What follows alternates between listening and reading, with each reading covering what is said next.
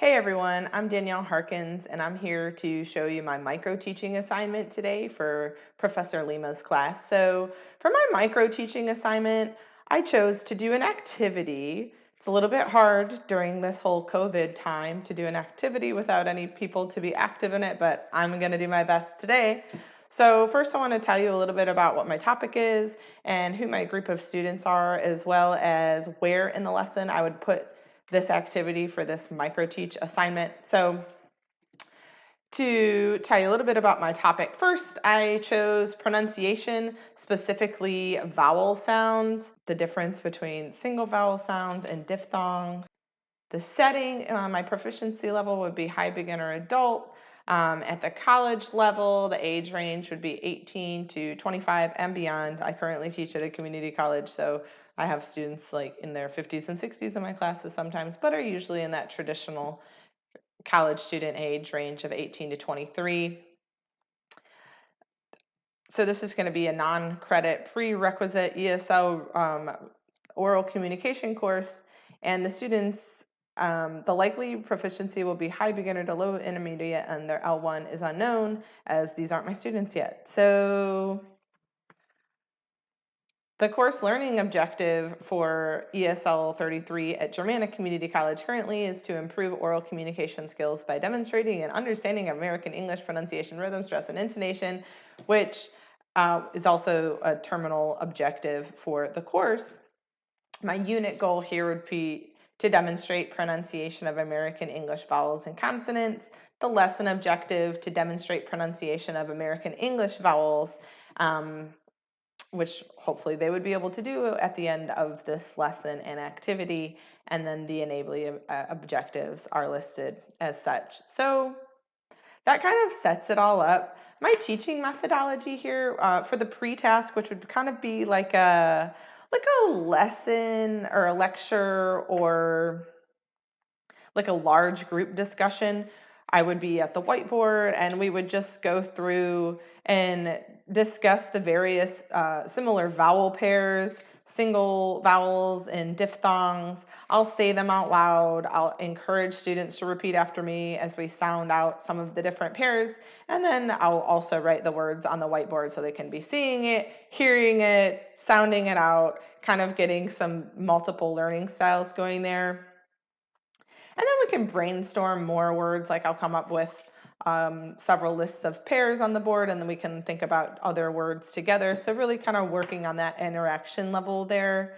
And then the main task itself will be interaction and gamification. We're going to be playing bingo. Woo, more on that later. And then the post task, we could have opportunity for closure or wind down to do a little bit more interaction and collaboration, have students get into small pairs and be able to talk about the different vowel sounds that we went through in the day. So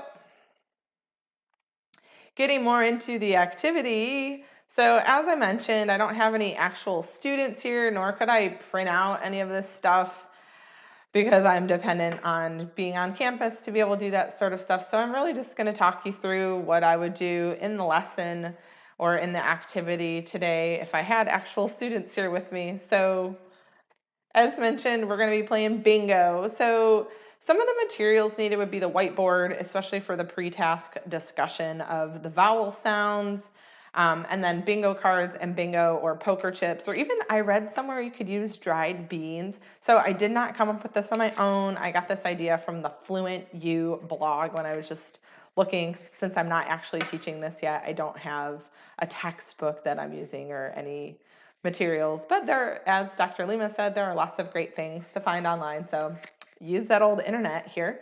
So some of the prep work I had to do for this was to make some bingo sheets. So you would want to come up with at least like 40 sets or 40 pairs of similar sounds, and then you only get 24 words per sheet, so then not everyone can call bingo at the same time, and it mixes them all up, and different people will have different sounds on their sheets.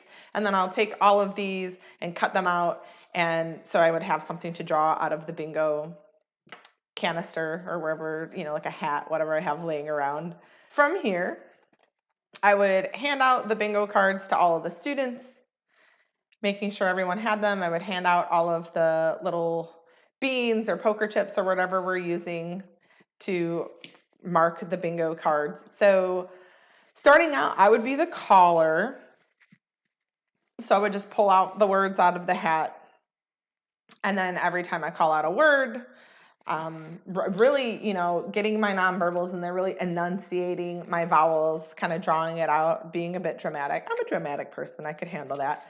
And just wait for students to get it. And then once someone has a bingo, I'll say, okay, so what were the words that I called out? Just to like double check the pronunciation. It gives the student the practice of saying the words out loud and using kind of visual cues to make sure that they've marked the correct word, since we are working with pairs, so some of them will be a little bit tricky. And then whoever the first winner is can come on up and take my place as the caller. So this gives them a little bit more autonomy, and it's an oral communication class, so everyone's going to have to talk eventually. So hopefully we'll have time for plenty of rounds in the rest of the class period, and they can even swap cards after a game or two, since they will have different words on their bingo cards. So then at the end of the lesson, I figure we can review the words and target sounds with the whole class, and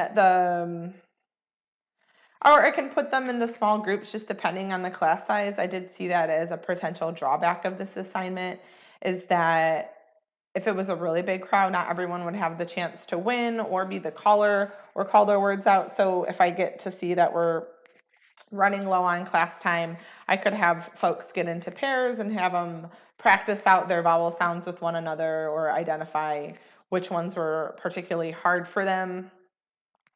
And that would help for like peer correction and self-correction. So I think that this activity would really be pretty fun, and I think it would give students the opportunity to hear the differences between the pairs and recognize the written words written on the card, and then also be able to clearly pronounce the difference when they win and have a chance to be the caller. So as each word is called, students tend to even say it quietly to themselves. So I think this would be a great way for students to practice their oral communication skills in the course that I'm hoping to teach in the future. So here were some of my references for all of those images and some of the different websites that helped me to come up with this lesson. So hope you guys enjoyed my lesson.